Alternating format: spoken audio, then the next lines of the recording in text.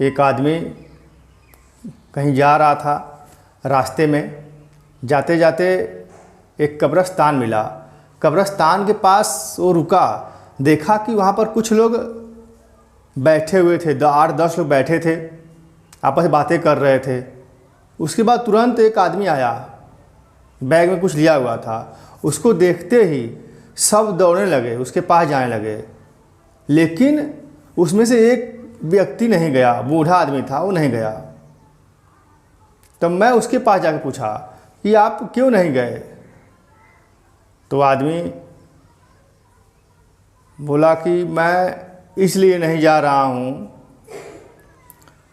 कि मेरा बेटा 5 वक्त का नमाज़ पढ़ता है और ये लोग जितने लोग गए हैं इनका कोई नहीं है दुनिया में।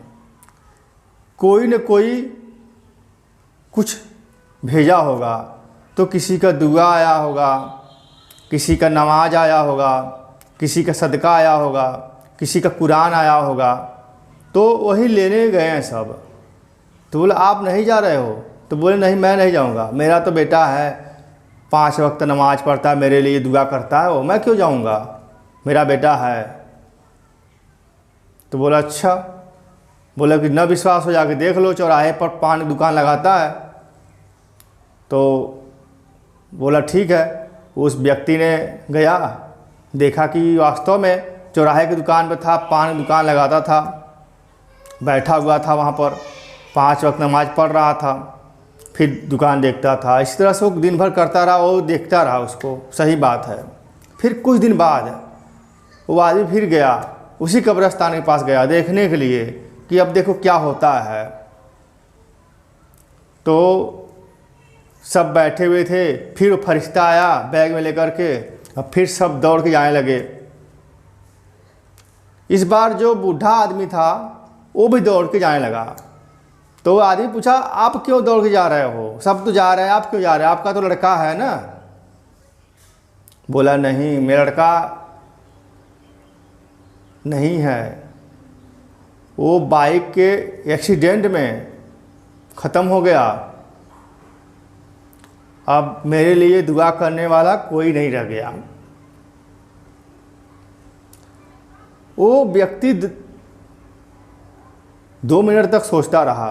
बोला क्यों नहीं गए आखिर में? आपके दुआ करने वाला ऐसा क्या हुआ जो नहीं रहा? बोला कि एक्सीडेंट में मर गया, अब कौन दुआ करेगा, मेरे पूरे ख़ानदान में कोई नहीं रह गया। अब मैं भी जा रहा हूँ, देखता हूँ कोई भेजा होगा, फरिश्ता कुछ लाया होगा, मेरे लिए भी कुछ लाया होगा, दुआ आया होगा, सदका आया होगा, नमाज आया होगा, कुरान आया होगा, कुछ तो आया होगा। मैं भी जा रहा हूँ लेने के लिए। मेरा बेटा था, वो मेरे लिए दुआ करता था, अब कोई नहीं रह गया। दोस्तों, एक बेटा ऐसा होना चाहिए जो माँ बाप की सेवा करे, माँ बाप के दुआ को कबूल करे, माँ बाप के आशीर्वाद को आगे बढ़ाए। दुनिया में हम आए हैं तो माँ बाप की वजह से ही आए हैं। आज वो न रहते तो हम लोग नहीं आते। आप भले गरीब हो, भले अमीर हो, लेकिन माँ बाप को कभी न भूलना। माँ बाप कुछ भी न किए आपके लिए, लेकिन माँ बाप की दुआ जो है बहुत लगता है। माँ बाप एक डांट भी रहे आपको तो अच्छी डांटेंगे, उसको भी कबूल करना मेरे दोस्त। उनके डांटने में भी आशीर्वाद होता है। आज जो व्यक्ति दौड़ के गया लेने के लिए अपना दुआ, नमाज, कुरान, सदका, जिसका बेटा था तो नहीं जा रहा था, मेरा बेटा है, तो एक बेटा ऐसा होना चाहिए जो लायक हो, नालायक ना हो, अपने माँ बाप की इज्जत करता हो।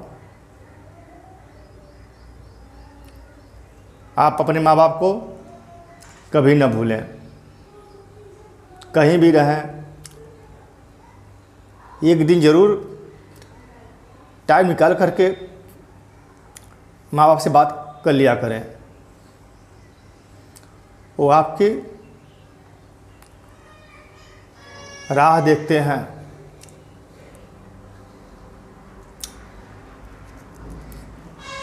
दोस्तों मेरे